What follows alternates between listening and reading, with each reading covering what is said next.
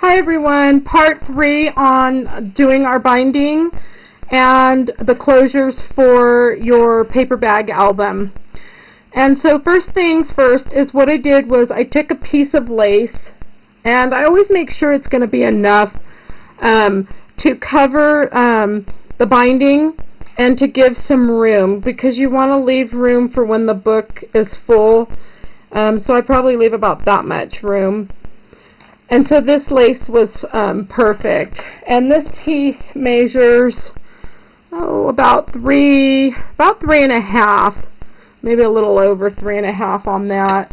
On my last book, I think I used this vintage lace here, and this is really wide, but you do the same thing. I put it over some material and just did straight stitches.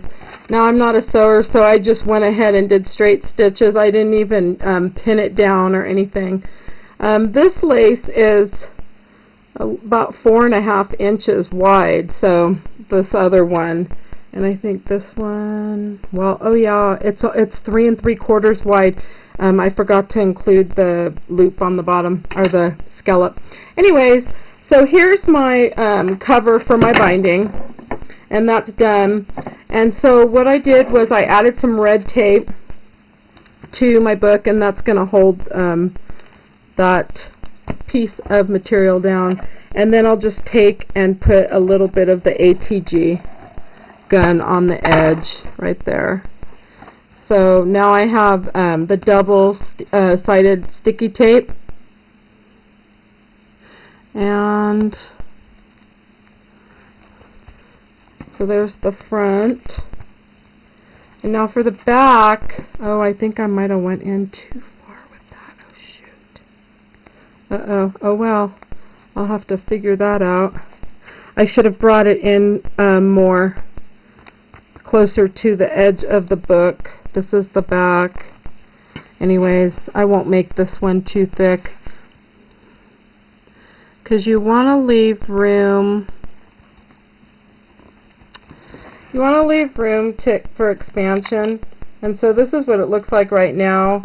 This book, if it gets, full, you want to, and I should have left it, I should have brought it in a little more, just to give more room to fill it, but that's okay. I'll just make sure I don't put a bunch of stuff in this one. Now for the closure, so now that you have that on, that's good. I'm going to use some buttons.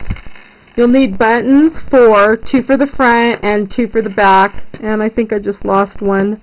Oh no. Okay. I'm doing good. I have such a mess here. Oh, there it went. Is that the other one? I don't know what I did with it. Oh well. Oh, there it is.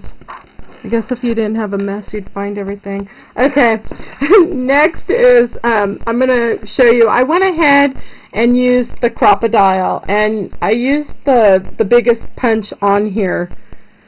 And what you want to do, oh, now my crocodile is stuck. That's kind of weird. Whoa. Okay. So what you want to do is bring it in about 1.5 inches, and so I punched my hole. Come down enough, because when you put the button in, you don't want it hanging over the edge. So right about there is good. So I just brought it in and went ahead and punched. Make sure you don't have, you don't get your bag too. So go ahead and do those. 2 on the front. To do the back ones, I did mess up. I had done a video, but I didn't have enough time, and the video was too long. So I ended up with 2 holes. I'm going to have to probably redo this. But anyways, just make sure they're down, and you can kind of match them up with, punching there. I always try to eye it. And so I went ahead and did those. And now to get the buttons to stay in, you're going to take your paper clips. You can get fancy ones that are shaped like hearts and butterflies and flowers. You can use those. These are from Michael's. Or you can just get the regular colored paper clips. And these are perfect for holding the buttons in. And so just put Put them in and let them hang, and there's one.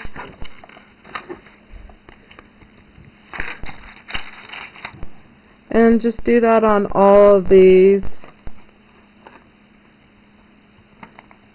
Now you'll want to do the bigger hole for the punch, because as you can see, it allows room for the button to move, and we want that room for the ribbon to go underneath. And so let me do the back ones. Even though this back cover is a mess, I'll have to fix it later. I won't do that now, but I'll have to figure something out. And I just used 2 plain buttons on the back, since you really don't see the back a whole lot. They're just gold. They're not anything fancy. The fancy ones I used on the front. Okay, so now what you'll want to do is, I cut about 22 inches for each one. So this is one closure. You'll want 22 for the other one. And this ribbon is pretty thin. I don't even know what the measurements on this is. It's some vintage ribbon that I got.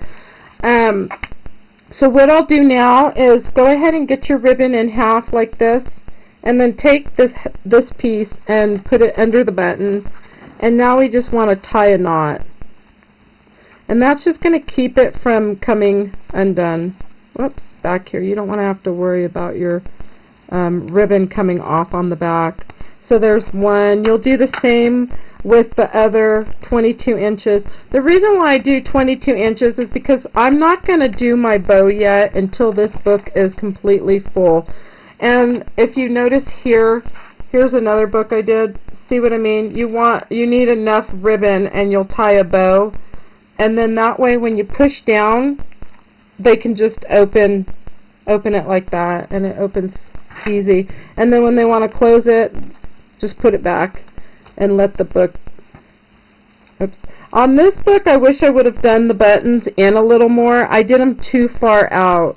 I have to leave it though. I made this book for somebody else. We learn as we go along. So anyways, on this one, that's why it's in more.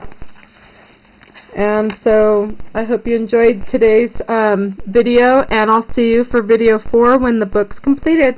Thanks for stopping by, and have a nice day.